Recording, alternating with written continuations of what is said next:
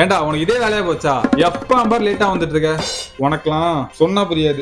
இன்னையில இருந்து எப்ப லேட்டா வரையோ அன்னைக்குள்ள சளி உனக்கு கட்டு.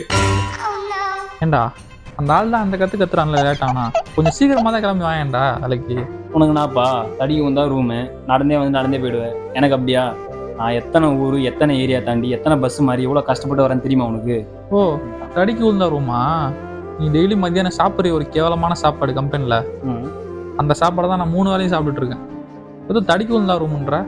எங்க ரூம்ல 7 பேர் மொத்தம். இத்தனோண்டு ரூம் தான். இடிக்கி படுத்துட்டு இருப்போம் கொசுக்கட்டில். ஏண்டா உனக்கு என்ன ஷிஃப்ட் முடிஞ்சனே உனக்கு பக்கத்துலேயே இருக்கு ரூமு, 5 நிமிஷம் அப்படியே நடந்தே போயிடுவேன். எனக்கு அப்படியா? நான் இங்கேருந்து போனால் பஸ் இருக்காது. அதுக்கப்புறம் நான் 2-3 பஸ் மாறி நான் வீட்டுக்கு போகிறதே நடுராத்திரி ஆகிடும். நான் அதுக்கப்புறம் தூங்கி காலை நான் சீக்கிரமாக ஏஞ்சி பஸ் பிடிச்சி இங்கே வர முடியுமா சொல்லு? எனக்கு தடிக்கு விழுந்தா ரூமு தான். ஆனால் நீ வீடு தூரமாக இருக்குன்னு சொல்லிட்டு சீக்கிரம் கிளம்பி போயிடுவேன். என்னெல்லாம் அப்படி விட்டுற மாட்டானுங்க. டெய்லி ஓட்டி பார்க்க வச்சு தான் அனுப்பிச்சு விடுவானுங்க. சண்டே ஒரு நாள் கூட ஏதாவது மிஷினில் ஏதாவது ப்ராப்ளம் வந்து செஞ்சு கொடுத்துட்டு தான் போகணும். அப்படியே வீட்டில் இருந்தால் கூட துணி துவைக்கிறதுக்கே டைம் கரெக்டாக இருக்கும். அன்னைக்கு ஒரு நாள் ஃபுல்லாக டீ தான் எங்களுக்கு சாப்பாடு. நீ என்னப்பா சண்டே உட்காந்து கறி மீன்லாம் சாப்பிட்டு தூங்கிடுவேன் வீட்டில்? நாங்கள் அப்படியா?